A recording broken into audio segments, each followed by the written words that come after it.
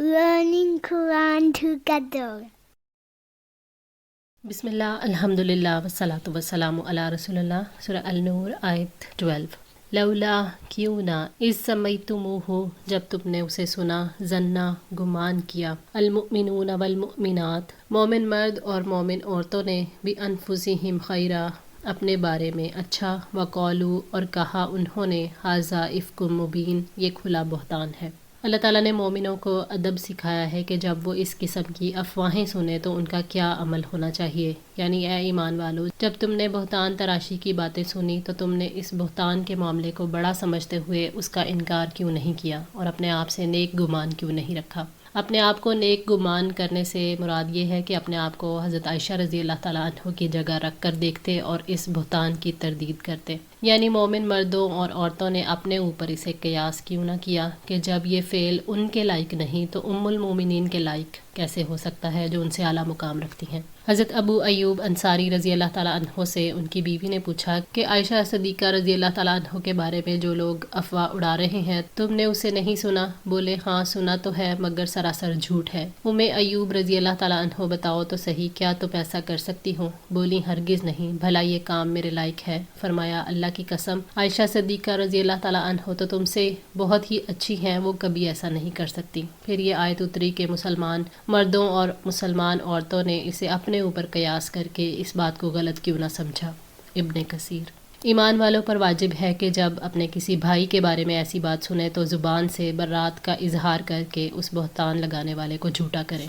لولا جاءوا علیہ کیوں نہ وہ لائے اس پر باربعۃ شہداء 4 گواہ، فاذ لم یأتوا بالشہداء تو جب وہ گواہ نہیں لائے، فاولئک تو یہی لوگ ہیں عند اللہ اللہ کے نزدیک ہم الکاذبون وہی جھوٹے ہیں. یعنی بہتان لگانے والے اپنے بہتان پر 4 گواہ کیوں نہیں لائے جو عادل اور معتبر ہوتے. اسلام ثبوت کے لیے 4 گواہ لانے کا حکم دیتا ہے.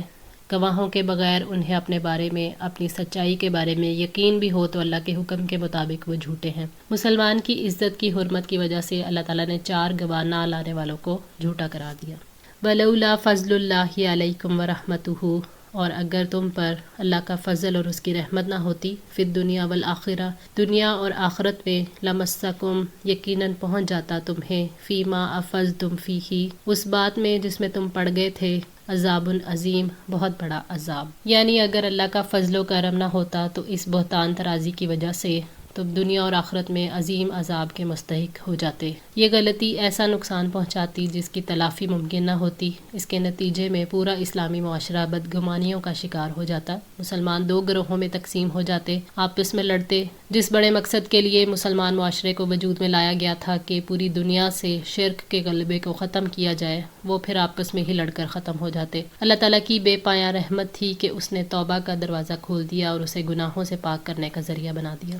اس تلک کونہ جب تم لے رہے تھے اسے بِأَلْسِنَتِكُمْ اپنی زبانوں کے ساتھ، وَتَقُولُونَ بِأَفْوَاهِكُمْ اور اپنے منہوں سے کہہ رہے تھے، مَا لَيْسَ لَكُمْ بِهِ عِلْمٌ جس کا تمہیں کچھ علم نہیں تھا، وَتَحْسَبُونَهُ اور تم سمجھ رہے تھے اسے ہینا معمولی، وَهُوَ عِندَ اللَّهِ عظیم حالانکہ وہ اللہ کے نزدیک بہت بڑی بات تھی. اللہ تعالیٰ نے ان لوگوں کو مخاطب کیا ہے جو عائشہ رضی اللہ تعالیٰ عنہ کے بارے میں بغیر علم اور تحقیق کے بہتان کو پھیلا رہے تھے. تم اسے زبانوں سے نقل در نقل لے رہے تھے اور اس واقعے کو پھیلا رہے تھے. صحیح بخاری 4752. یعنی بغیر علم کے ایک باطل بات کو پھیلا رہے تھے جبکہ دونوں کام حرام ہے. تم لوگ اسے معمولی سمجھ رہے تھے جبکہ اللہ کے نزدیک یہ بہت بڑی بات ہے. گناہوں کو ہلکا سمجھنے والوں کا گناہ 2 گنا ہو جاتا ہے اور ایسے لوگوں کے لیے دوبارہ گناہ میں مبتلا ہونا آسان ہو جاتا ہے. ولولا کیوں نہ اذ سمیتموہ جب سنا تھا تم نے اسے، قل تم کہا تم نے، ما یکون لنا نہیں ہے ہمارے لیے، ان نتکلم بہذا کہ ہم اس کے ساتھ کلام کریں، سبحانک تو پاک ہے، ھذا بہتان عظیم یہ بہت بڑا بہتان ہے.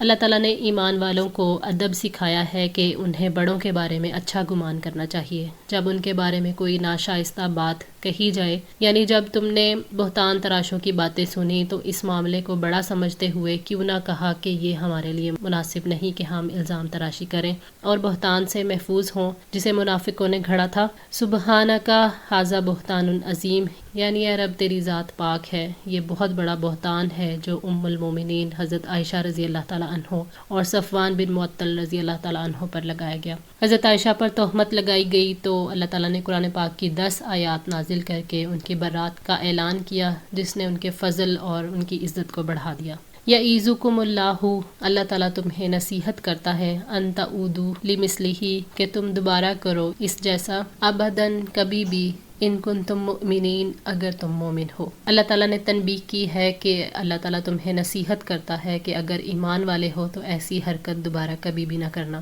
اللہ تعالیٰ نے مسلمانوں کے ایمان کو بیدار کیا ہے کہ یہ تمہارے ایمان کا تقاضا ہے کہ آئندہ ایسی حرکت نہ کرنا۔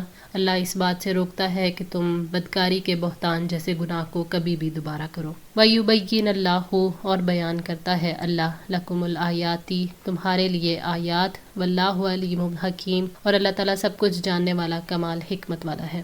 یعنی اللہ تعالیٰ تمہارے سامنے اپنے احکامات کو خوب اچھی طرح سے واضح کر رہا ہے۔ اللہ تعالیٰ نے اس موقع پر اپنی صفت علیم کو سمجھایا ہے کہ اللہ تعالیٰ نیتوں کے حال جانتا ہے۔ اللہ یہ بھی جانتا ہے کہ کس نے اس معاملے میں کتنا حصہ لیا، لوگوں کے مقاصد کو بھی جانتا ہے، ان کے دلوں کے خفیہ رازوں کو بھی جانتا ہے۔ اللہ تعالیٰ نے یہ واضح کیا ہے کہ وہ حکیم ہے، اس نے جو تدبیر اختیار کی وہ حکمت پر مبنی ہے۔ وہ حکیم ہے، اس نے اس موقع پر جو قانون دیا ہے وہ گہری حکمت والا ہے۔ اللہ تعالیٰ اپنی حکمت کے ساتھ لوگوں کی اصلاح اور کامیابی چاہتا ہے۔ ان الذین یحبون، بلا شبہ جو لوگ پسند کرتے ہیں، ان تشیع الفاحشات، کہ پھیلے بے حیائی، فی الذین آمنوا، ان لوگوں میں جو ایمان لائے، لہم عذاب علیم، ان کے لیے دردناک عذاب ہے، فی الدنیا والآخرہ، دنیا اور آخرت میں، واللہ یعلم، اور اللہ جانتا ہے، وانتم لا تعلمون، اور تم نہیں جانتے۔ قرآن پاک نے بدکاری کو بھی فاحشہ قرار دیا ہے اور بدکاری کے الزام کی تشہیر کو بھی